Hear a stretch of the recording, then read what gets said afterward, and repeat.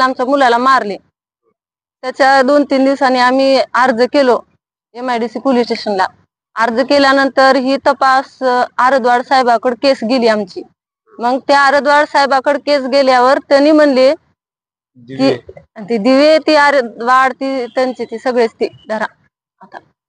आता त्यांनी म्हणले आम्हाला गणपतीच्या ड्युटी आहेत आणि ही साधी तक्रार उगा आपण तोपर्यंत लिहू, पुन्हा नंतर तुम्हाला काय करायची ती तुम्ही नंतर FIR फाडा, काय करायची ती करा। त्या टायमिंगला आमच्या अशी ह्यांनी समजूत काढली। आणि आता नंतर दिवसांदिवस गणपतीच्या ड्युटी आहेत, गणपतीच्या ड्युट्या संपल्या की लक्ष्मीच्या ड्युटी आहेत।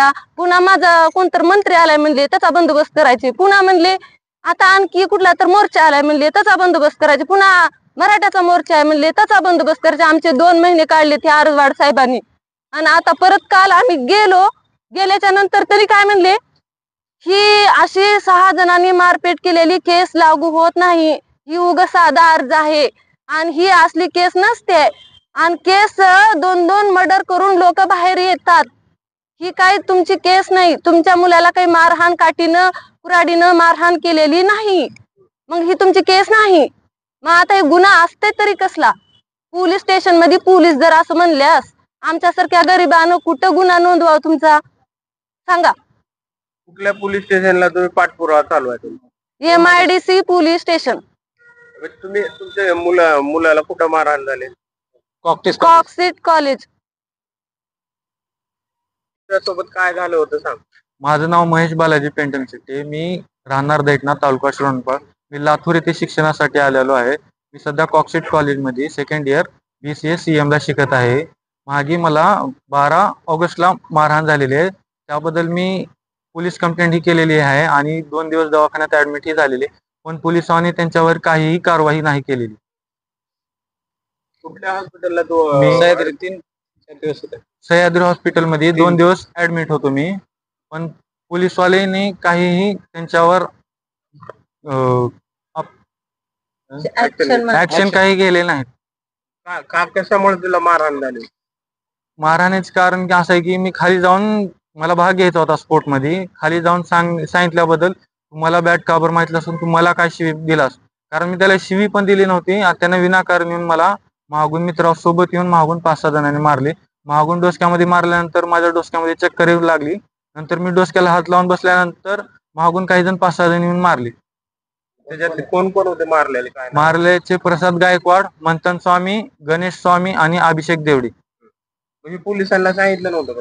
आम्ही सांगितलं होतं, पण मला 2 जणांचेच नाव माहित होते, 2-3 जणांचे माहित नव्हते। आणि 2-3 जण आहेत पण त्यांचे नाव मला अजून माहित नाही। आणि 2 जण कॉलेजच्या बाहेरचे। पोलीस स्टेशनला गेला असता तुम्हाला पोलिसांनी काय म्हणले? पोलिसांनी म्हणले की अगोदर NC फाडले, त्यांनी म्हणले NC आणि FIR ही एकच असते, तुमच्याबद्दल कारवाई केली जाईल आणि आम्ही तुम्हाला कळवण्यात येईल म्हणले। आज 1.5-2 महिने झाले त्यांनी काहीच कारवाई केलेली नाही। काय शिकायला आहेत? बालाजी गोपीनाथ पेंटम शेट्टे, राहणार दैठणा, तालुका श्रवणबाळ, जिल्हा लातूर। इथे शिक्षण घेण्यासाठी मी लातूरला राहिलोय मुलाला घेऊन। तर 2 मुलं आहेत मला। आमची मिसेस सुद्धा लातूरला, आम्ही भाड्याच्या रूम मध्ये राहतो सध्या। आम्ही शिक्षणासाठी आला, माझ्या विनाकारण मुलाला कॉक्टिस कॉलेजवर 5-6 मुलांना बेदम मार दिल्यात। 2-3 दिवस ऍडमिट होता, 3-4 दिवस त्या सह्याद्री कॉलेजमध्ये, सह्याद्री हॉस्पिटलमध्ये। पुन्हा तिथलं हे करून पोलीस मध्ये आम्ही दाखल दिली। पोलीसवाले आज त्याला उद्या एकच माणूस शिवलेला आहे, दुसरा कोणता यायला तयार नाही, कुणी बघायला तयार नाही। काही दिवे साहेब, पुन्हा काय आपलं आरदवाड साहेब, यांना आम्ही तक्रार दिलो, बघू करू, 1-2 महिने ह्याच्यातच गेल्यात, तर ह्याने कुणी ऐकायच तयार नाहीत। आम्ही रोज जाणं येणं करणं, ते जाणं येणं। या घटनेला किती दिवस झाले?